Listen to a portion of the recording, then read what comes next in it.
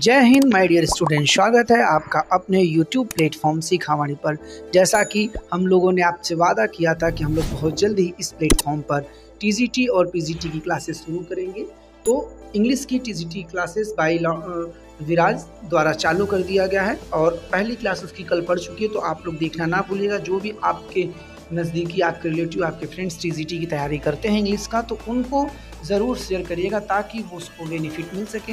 हालांकि ये crash course है, तो जल्द से तेज़ी से हम लोग सिर्फ क्वेश्चंस ऑफ नंबर्स अर्थात उन टॉपिकों पर ही चर्चा करेंगे जो क्वेश्चंस गेन कर सके, आपको नंबर पेपर में दिला सके।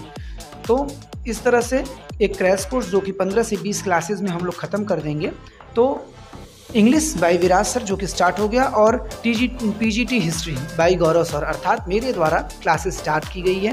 अब बात PGT हिस्ट्री की है, तो क्लास स्टार्ट करने से पहले हम लोग इसके सिलेबस पर ज़रूर चर्चा कर लें कि कैसा पेपर आता है, कितने नंबर का आता है, कितने क्वेश्चंस आते हैं PGT में। तो PGT का जो पेपर होता है वो टोटल 500 नंबर का होता है, जिसमें से 125 वैकल्पिक प्रश्न होते हैं और प्रत्येक क्वेश्चन 3.4 मार्क्स का होता है, अर्थात 125 क्वेश्चंस आपका होता है 425 नंबर का। तो और कोई भी माइनस मार्किंग नहीं होता। अब अगला 50 नंबर आपका इंटरव्यू अर्थात साक्षात्कार का होता है और जो बचता है 25 मार्क्स, ये आपका अतिरिक्त डिग्रियाँ अर्थात BEd, MEd, NET, JRF अगर आपके पास डिग्रियाँ हैं तो उसका अधिभार आपको नंबर मिलेगा। इस तरह सारा जोड़ के 500 नंबर का पेपर होता है। तो हमको टारगेट सिर्फ हमारा 425 जो कि वैकल्पिक सब्जेक्ट का होगा उस पे रहेगा और इसमें से कोशिश यही रहेगा कि आप अधिक से अधिक नंबर को गेन कर सके। अब बात सिलेबस की है, तो सिलेबस हिस्ट्री का आप सभी को पता है कि 3 पार्ट में रहता है, एंशिएंट, मिडुअल और मॉडर्न। अब बात एंशिएंट की है, तो एंशिएंट में हम देख सकते हैं कि पहला पूरा ऐतिहासिक संस्कृतियाँ, तो पूर्व पाषाण युग, मध्य पाषाण युग और नवपाषाण युग। जितना कि हम लोग को पता है कि ये इसी एरिया में होता है, मध्य पाषाण काल, पूरा पाषाण काल और नवपाषाण काल।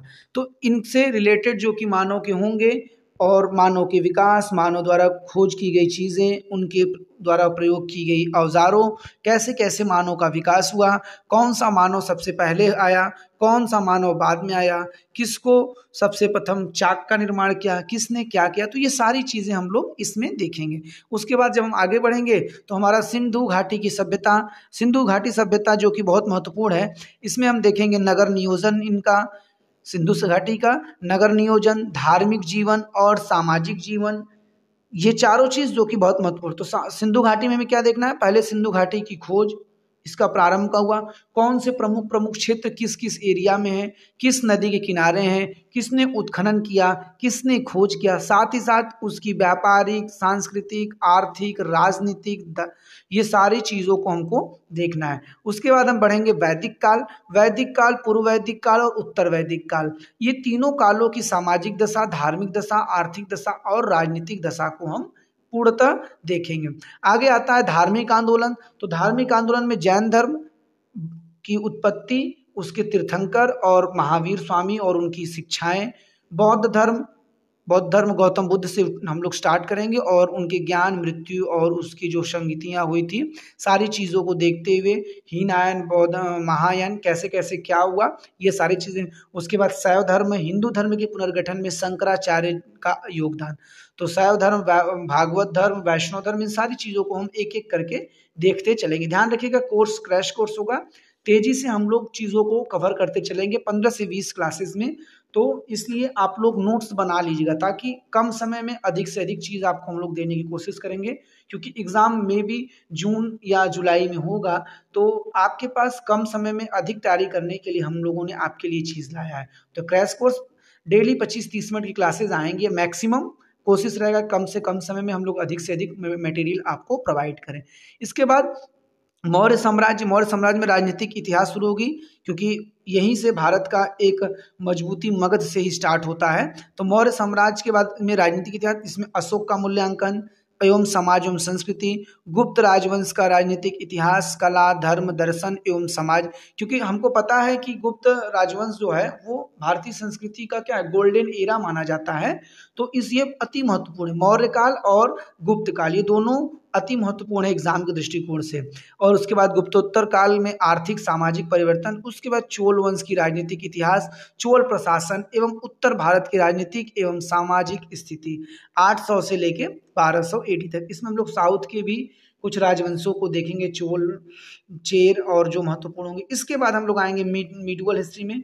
तो मिडवल हिस्ट्री तुर्क आक्रमण से शुरू होगा, जिसमें मोहम्मद गजनवी गोरी, दिल्ली सल्तनत की स्थापना के बाद कुतुबुद्दीन ऐबक की उपलब्धियों का मूल्यांकन, इल्तुतमिश की सल्तनत शासकों में स्थान, रजिया सुल्तान का मध्यकालीन भारतीय इतिहास का महत्व, बलबन की प्रारंभिक कठिनाइयां, बलबन का राजत्व सिद्धांत, ये अति महत्वपूर्ण चीजें हैं जो कि सिलेबस में है। आप ये टॉपिक है, इससे ज्यादा हम लोग को पढ़ना है इसमें डीप जाकर। फिर खिलजी, तो खिलजी में खिलजी क्रांति एवं उसके महत्व, अलाउद्दीन खिलजी का साम्राज्य विस्तार, बाजार मूल्य नियंत्रण नीति, भू राजस्व सुधार, दक्षिण नीति, उसके बाद इसका सैनिक स्थायित्व नीति। इसके साथ साथ फिर तुगलक वंश में गयासुद्दीन तुगलक जो कि स्थापना किए थे इसका, तुगलक जीवन के चरित्र में उपलब्धियां, मोहम्मद बिन तुगलक जो कि विभिन्न योजनाओं को इसने शुरू किया, भले असफल रहा, सबसे अधिक योग्य और शिक्षित रहने वाला मोहम्मद बिन तुगलक सल्तनत काल में, लेकिन इसकी योजनाएं कभी भी सफल नहीं हुई, अर्थात असफलता रही, क्योंकि ये समय की गति को नहीं समझ सका और किसी भी नियत को किसी भी समय लगा देता था, वो परिस्थिति का ध्यान नहीं रखता था और अपने जो भी वो राज व्यवस्था में कानून बनाता था उसको लागू करता। इसके बाद मोहम्मद बिन तुगलक का समीक्षात्मक मूल्यांकन, फिरोज शाह तुगलक, तैमूर आक्रमण एवं उसका प्रभाव, उसके बाद बहमनी वंश और विजयनगर, सैयद एवं लोधी वंश, ये महत्वपूर्ण है। सैयद एवं लोधी वंश के साथ साथ विजयनगर अति महत्वपूर्ण है, विजयनगर बहमनी वंश दोनों अत्यंत महत्वपूर्ण है। साथ ही साथ मुगल वंश, बाबर, हुमायूं, अकबर, जहांगीर, शाहजहां, औरंगजेब की राजनीतिक, सामाजिक, आर्थिक एवं संस्कृति दशा। साथ ही साथ मुगल साम्राज्य का पतन, मराठा अभ्युदय और मराठा अभ्युदय में छत्रपति शिवाजी के जीवन चरित्र एवं उपलब्धियां। इतना चीज है, अर्थात मुगल वंश की हर दृष्टिकोण से, चाहे वो कला हो, स्थापत्य हो, साहित्य हो और उसके शासक विजय और उसके बाद जो लोग शासकों द्वारा बनाए गए किले हैं, कला है, संस्कृति है, साहित्य है, राजनीतिक, आर्थिक, ये सारी चीज़ों को हमको देखना है। साथ साथ मराठा अभ्युदय, छत्रपति शिवाजी के जीवन चरित्र की उपलब्धियां। इसके बाद हम आ जाएंगे आधुनिक कालीन भारतीय इतिहास में। भारत में ईस्ट इंडिया कंपनी का आगमन, भारत में ब्रिटिश शासन की राजनीतिक एवं आर्थिक प्रभाव। देखिए, ईस्ट इंडिया कंपनी के आगमन के साथ साथ हमें जो आने वाली फ्रांसीसी, पुर्तगाली, डच, ये सारी कंपनियां सबके विषय में पढ़ा जाएगा, क्योंकि भारत में सबसे ज़्यादा प्रभाव किसने छोड़ा? ईस्ट इंडिया, इसलिए सिलेबस में सिर्फ ईस्ट इंडिया है, लेकिन क्वेश्चंस आपका पुर्तगाल, डच, फ्रांसीसी सबसे मिलाकर आता है, तो हम लोग को सारी टॉपिक्स को क्लियर करना है। साथ साथ इसके बाद मराठा युद्ध, कर्नाटका युद्ध, जितने भी युद्ध हुए, उसके बाद महाराजा रणजीत सिंह से द्वारा जो हुई संधि, युद्ध, उसके नियम, ये सारी चीज़ें, मतलब आधुनिक में हमें कुछ छोड़ना नहीं है, एवरीथिंग आ जाएगा। ये सिर्फ टॉपिक है कि आपको ऐसे पढ़ना है, बाकी इसमें सारी चीज़ों को हमको देखना है।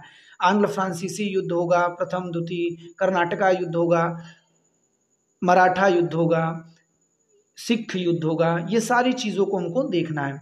सन 1857 के विरुद्ध विद्रोह कारण स्वरूप परिणाम जो कि हुआ, उसके बाद चार्टर एक्ट जो हमारे संविधान संघ के लिए बनाए गए, भारतीयों को अनुकूलन करने के लिए जो एक्ट पारित किए गए उनको देखा जाएगा।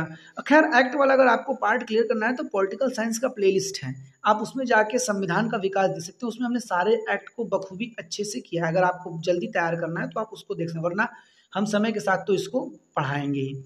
इसके साथ साथ 19वीं शताब्दी में पुनर्जागरण था, सामाजिक आर्थिक आंदोलन, स्वामी दयानंद सरस्वती द्वारा, राजा राम मोहन राय द्वारा, अरविंद घोष, एनी बेसेंट एवं रविन्द्रनाथ टैगोर के व्यवस्था और उनके सहयोग से समाज में क्या परिवर्तन आया, क्या सुधार आया, इनको पढ़ना पड़ेगा।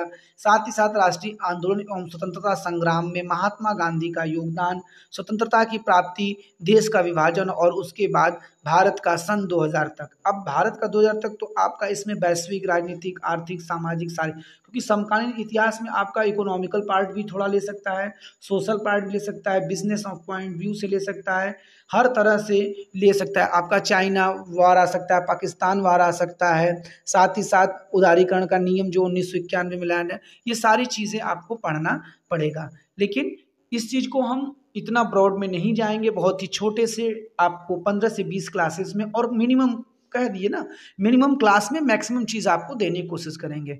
तो आप क्लास का नोट्स बनाइएगा और अपने भाई बंधुओं में शेयर करिएगा ताकि उनको भी बेनिफिट मिले। अब तो ये हो गया सिलेबस खत्म। अब आज हम शुरू किए हैं तो कुछ चीज़ों को हम लोग देखना जरूर चाहेंगे। इतिहास होता क्या है?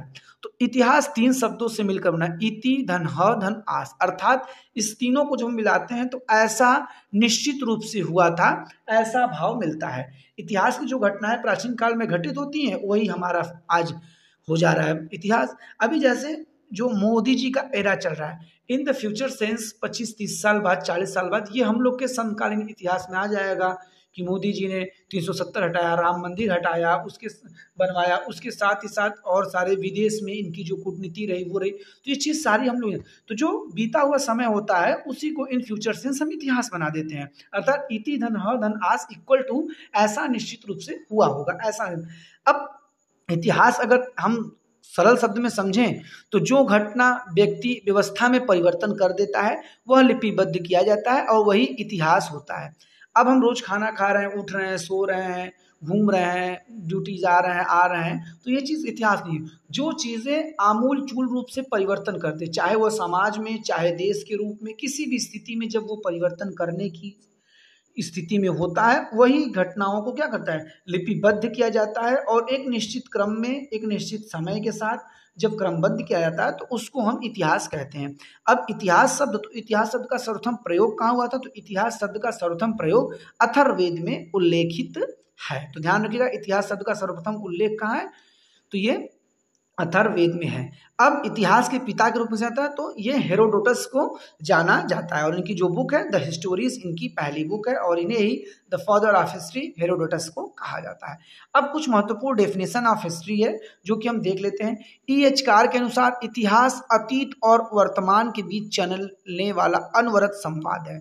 अर्थात कहने का मतलब है कि जो प्राचीन काल में घटना घटित हुई, प्रेजेंट टाइम में हम उसको पढ़ते हैं तो हम प्राचीन से लेके अब तक की घटनाओं को क्या करते हैं, एक साथ कैलकुलेशन करते हैं या जोड़कर हम उनका हानि लाभ ये देखते हैं। तो इन्होंने का कहना यही है कि अतीत और वर्तमान, इतिहास अतीत और वर्तमान के बीच चलने वाला अनवरत संवाद है। इसको याद करने का तरीका बताते हैं। इतिहास क्या होता है? हमारे बीते हुए पास्ट का होता है। तो याद करिए, इतिहास अतीत का होता है और हम पढ़ते कब है? वर्तमान में।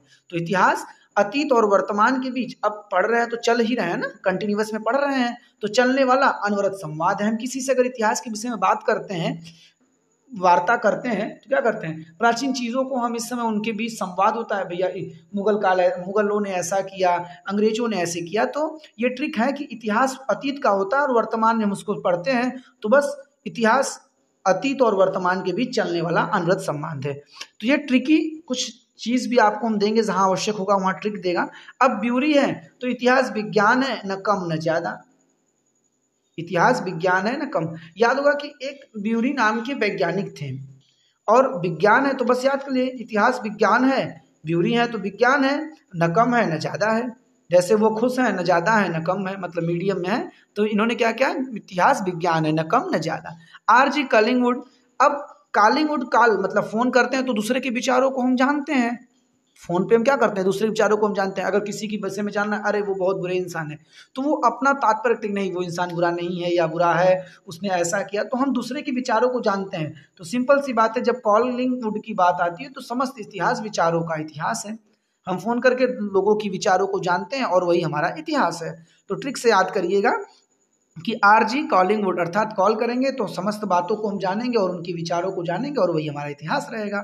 मार्क्स। अब मार्क्स का बात है तो मार्क्स वर्ग संघर्ष के रूप में आते हैं। यहाँ गलती से टाइपिंग स्वर्ग हो गया है, तो मार्क्स का बात है तो वर्ग संघर्ष के रूप में आता है। तो बस सिंपल सी बात है, वर्ग संघर्ष और मार्क्स। जब भी अगर पेपर, मेन बात है पेपर में देता कैसे है कि समस्त इतिहास विचारों का इतिहास, ये परिभाषा किसने दिया है, तो टफ यहाँ पर ही हो जाता है। इसलिए हमने कहा कि कीवर्ड कीजिए, कॉलिंग से विचारों का इतिहास पकड़ लीजिए। मार्क्स है तो वर्ग संघर्ष, अगर वर्ग संघर्ष आता है तो आप डेफिनेटली ये कह सकते हैं कि ये मार्क्स के द्वारा दी गई परिभाषा है।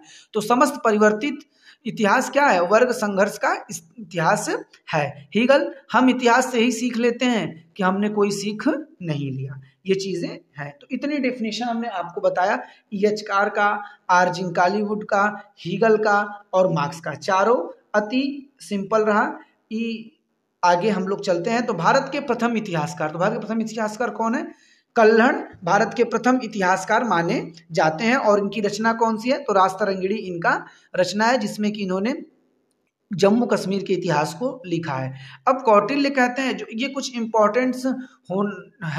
इंपॉर्टेंट है जो कि हिस्ट्री के, तो कौटिल्य ने कहा कि राजा को दिन का कुछ समय निकालकर इतिहास पढ़ने में देना चाहिए। अर्थात कहने का अर्थ है कि जब हम इतिहास पढ़ते हैं तो हमको यह पता चलता है कि हमारे प्राचीन पूर्वजों ने क्या गलतियां की थी जिससे समाज विखंडित हुआ, या क्या अगर अच्छाइयां हैं तो उनके अच्छाइयों को हम आगे अनुसरण करेंगे, और अगर कहीं वो गलती की है जिससे हमारे सामाजिक विच्छेदन या आर्थिक विच्छेदन हुआ है तो हम उन चीजों से सीख लेके उसको कम करने की कोशिश करेंगे। कल्हड़ ने कहा कि इतिहासकार को न्यायाधीश की भांति होना चाहिए, अर्थात किसी भी प्रकार से पक्षपात नहीं करना चाहिए। इसी के साथ हमारा आज का ये एक तरह से डेमो क्लास था, जिसमें हमने सिलेबस को डिस्कस किया और कुछ इतिहास के डेफिनेशंस को देखें, कुछ ऐतिहासिक जानकारी प्राप्त की, और हम अब कल से आपके लिए एक एक टॉपिक को उठाते चलेंगे और एक एक दिन में अर्थात कम से कम दिन में 15 से 20 क्लासेस में हम लोग इसको खत्म करने की कोशिश करेंगे। इसी के साथ अगर आपको ये क्लास अच्छी लगती है तो क्लास को लाइक, कमेंट, शेयर, साथ ही साथ सब्सक्राइब करना ना भूलिए, ताकि आपको इस क्लास की नोटिफिकेशन मिल सके। इसी के साथ thank you for watching this video with your Gaurav sir. जय हिंद, जय सिखावाणी।